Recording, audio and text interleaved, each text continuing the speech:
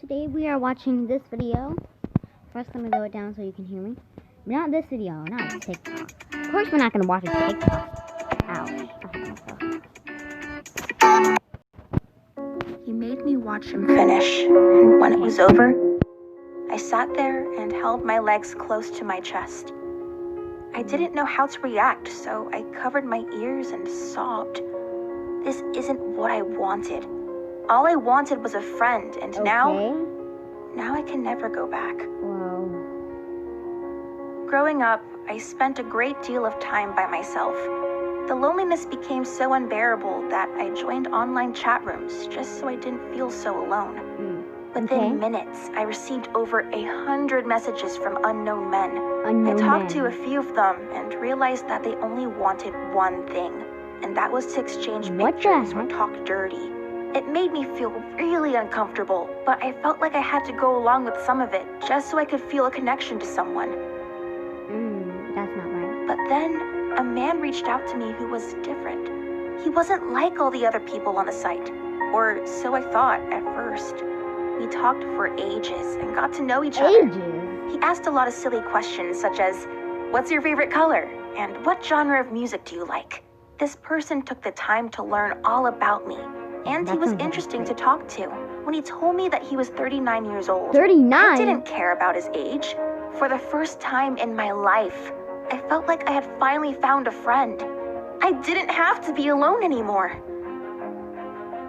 After 2 months of messaging him every day and getting to know each other, he asked if we could video chat on Skype. I said yes. We started asking silly questions again, and then he asked me to stand up so he could see me better. I did so. He wanted me to turn in a circle, and I did that too. I sat back down, and we asked some personal questions. He told me he has 2 daughters. One was 8 years old, and the other was 12. So I asked him, "Are you married?" He said no, and that they got divorced several years ago. Several years ago? When he told me he had kids, I was surprised, and I didn't know how to feel about it. Even though I found it weird, I pushed it from my mind and continued to talk to him. He was the only person I could talk to, after all. I told him everything. I told him about my family, my dad walking out, my mother never being home, and that I felt completely alone. He soon became my log that I could lean on for support, and our conversations gave me a reason to live.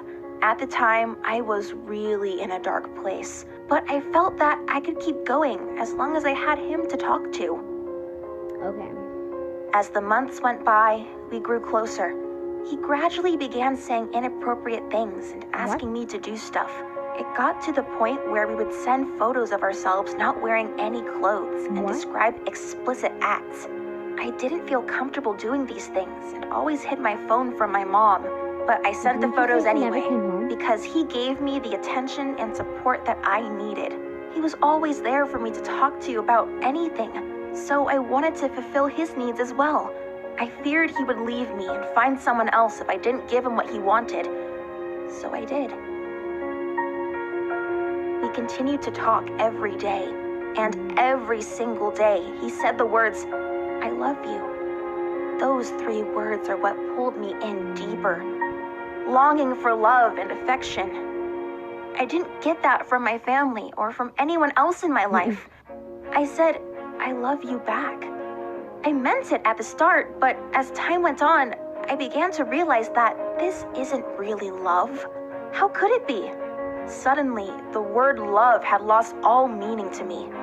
It was just a word we tossed around, but it didn't mean anything.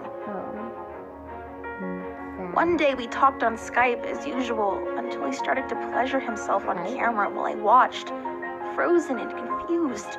This wasn't like sending a photo. This was worse, so much worse. After he was done, I sat there in shock. I felt so dirty, and no matter how much I scratched my skin, that feeling didn't leave. But a month later, he convinced me to do it too. Weird. But that's not the point. When it was over and we ended the call, I sat there and held my legs to my chest. My own voice came into my head and yelled awful things at me, such as, "He's just using you. He doesn't love you. Nobody loves you." Time time went on, and despite the fact that I broke down and cried after every Skype session, we continued to do those things and say, I love you. I never wanted to do those things with him. All I wanted was a friend, but he made me feel like this is what I had to do to keep his friendship. In return, he gave me attention and emotional support. That was what I needed. I craved for that connection, to feel like someone cared. So I did everything he wanted. And I didn't tell anyone about us. It was our secret. At school, it became impossible to focus on my work. I had always struggled in school, but now I was too distracted to learn anything. I was constantly thinking about this man. He messaged me during school hours, and even at school, the dirty messages continued. We often talked about meeting in person someday. I became paranoid, thinking, what if he comes to my school? When I looked at the faces of all my male teachers, all I could see was his face, and the last thing I cared about was my schoolwork. So I decided to search for him on Facebook. His profile picture was of him, his 2 daughters, and an unknown woman standing beside them. I thought it could be an aunt or a friend, but I decided to look deeper. Eventually, I stumbled upon wedding photos on someone else's account. The woman in the picture is his wife. I was devastated. Even though I knew the truth, I couldn't stop speaking to him. Whenever we did things on Skype, I was overwhelmed by guilt and shame. I'd hug my knees, cry, and cut. Rinse and repeat. I thought of disappearing every day. I felt like I was caught in a circle where I couldn't get out. And that only made me dislike myself even more. But what else did I have to live for? This man was all I had. No one else gave me any support, so I did everything I could to keep his attention. I felt so bad about it, and the guilt ate at me every day, but it still went on. A year passed. I saw a therapist, but it didn't help much. I couldn't tell her what was really bothering me. The man said that if I told her, he would disappear and never talk to me again. The stress, guilt, and shame grew higher. It was pulling me down. One day, I couldn't hold it in anymore and took it upon myself to do something drastic. I didn't want to get the police directly involved, so I went on Facebook and messaged the man's wife and told her everything. It made me feel better to tell her the truth. She got the message but didn't respond. The man didn't say a word to me after that day either. He disappeared like he said he would. I never heard from him again.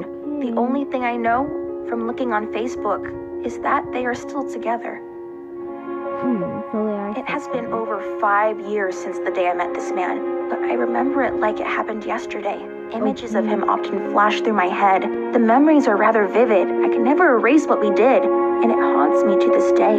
But my mental state has slowly improved, and now I'm feeling better. Looking back now, I should have reported him. I sometimes wonder, what if he's still talking to 13-year-old girls? What if someone else is going through what I did? I regret not speaking when I had the chance to. To those listening, if you are ever in a similar situation, please tell a relative, a friend, or a therapist, anyone. Please do something before it's too late. It does get better. I promise you, it does. So what we learned today is that you must not trust anyone online, which you should know by now. And if you're in the same situation as her, then not to do this. And yeah, bye.